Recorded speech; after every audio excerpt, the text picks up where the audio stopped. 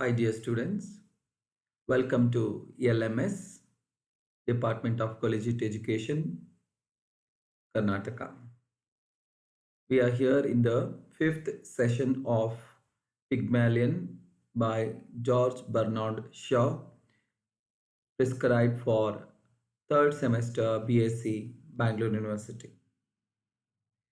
We have already dealt with the first act where we came to know how the different characters meet and develop in terms of storyline, how Mr. Higgins and Pickering meet each other from the phonetics and linguistics background, and how Lisa, the flower seller, happens to meet them, and consequently, she comes and meets Mr. Higgins in his laboratory to learn the phonetics, how the speech has to be uttered.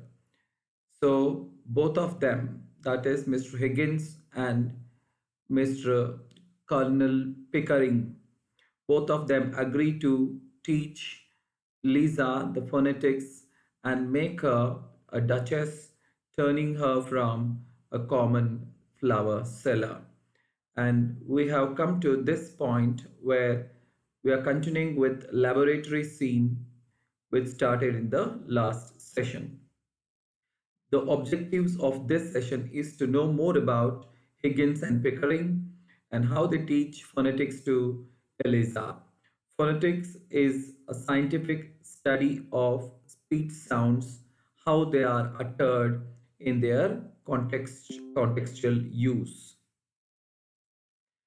And also we come to know how the characters develop, particularly Lisa, who transforms from a flower seller into duchess in terms of sophistication of language she acquires. The students are going to learn how the conflicting ideologies of Higgins and Mrs. Higgins, the mother of Henry Higgins, and also the social dogma and the hierarchy in the British society of that time, and how the character changes, Eliza's character changes in the process of learning the language. So, Eliza here, we come to know she wants to uplifted herself to take the job of a clerk in a flower shop.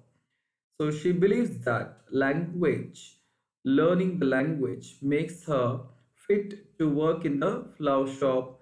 Her position will be elevated from just a flower seller. That is what her assumption and a small aspiration to work in a flower shop. That is why she comes and asks or requests Mr. Higgins to teach her the phonetics so that she gets equipped with linguistic skills or phonetic skills to meet the competition in the market or work as a clerk. And she offers even small amount for Mr. Higgins, which is not sufficient for her course. But then the willingness to spare the money from her inspires or impresses Mr. Higgins. He understands how eager Lisa is to learn the language and linguistics. And here we come to know one more character, Mrs. Pierce, the caretaker of Henry Higgins, who is very sensible in a way where she asks Mr. Higgins what will become of Eliza after she transforms into the Duchess, because she is aware of the social strata from which Eliza comes from, a flower seller, a poor family, or a lower class family in a British society.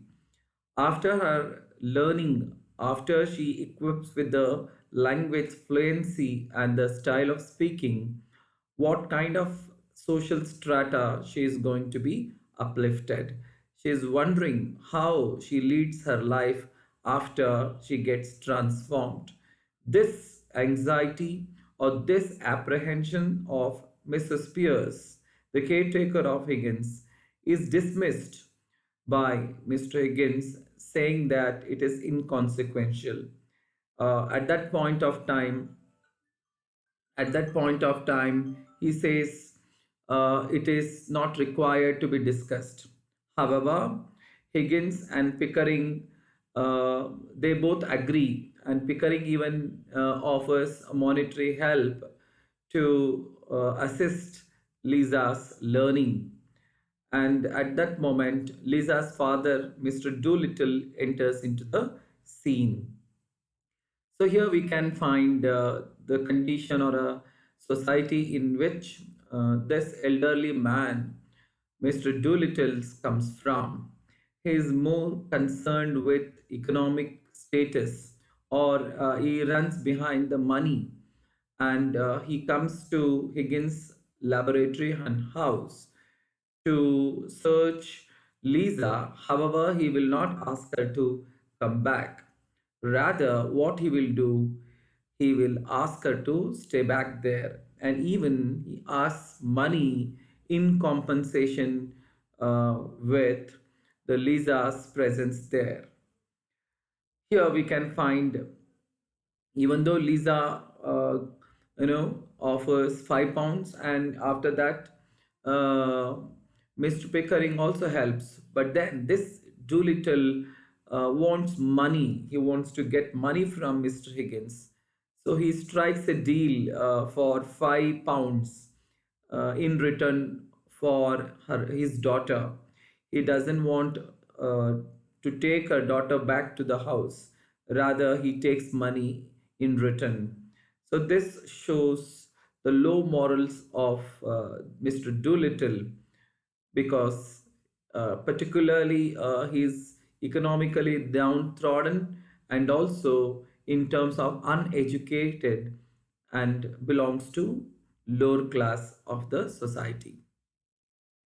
And he is also concerned with the failure or lack of economic comforts to afford for the comforts of his daughter, might be the reason for him to despise or ask £5 in compensation with his daughter's presence.